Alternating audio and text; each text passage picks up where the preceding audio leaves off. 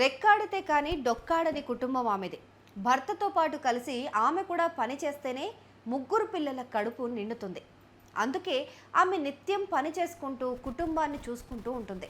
కానీ మానవ రూపంలో ఉన్న కొంతమంది మృగాలు ఆమె పైన అత్యాచారానికి ఒడిగట్టి ఆమె జీవితాన్ని నాశనం చేశారు.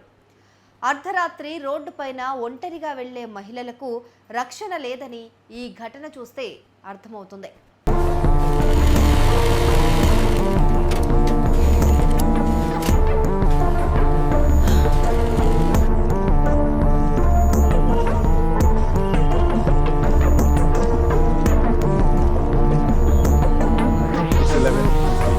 పోలీసులు బాధితులు తెలిపిన వివరాల ప్రకారం ఈ ఘోరం మే 11వ తేదీ సోమవారం రాత్రి చోటు చేసుకుంది.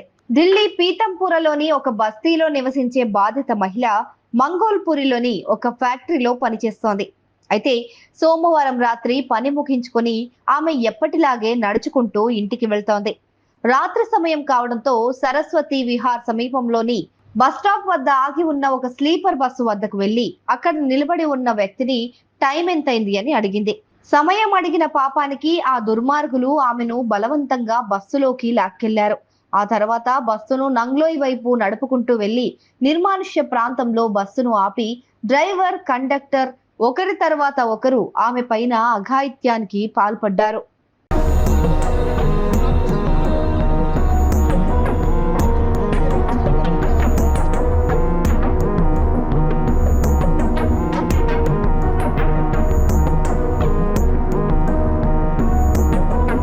అయితే ఈ దారుణం తర్వాత బాధితురాలు పోలీసులను ఆశ్రయించింది.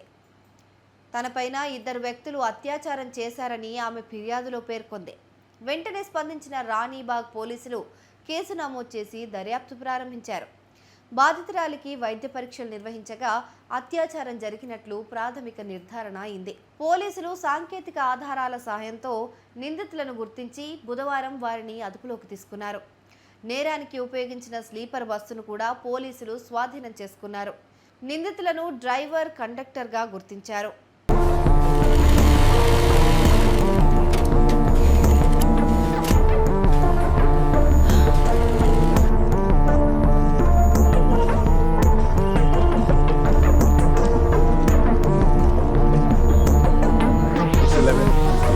బాధిత మహిళకు వివాహమై ముగ్గురు పిల్లలున్నట్లు తెలుస్తోంది.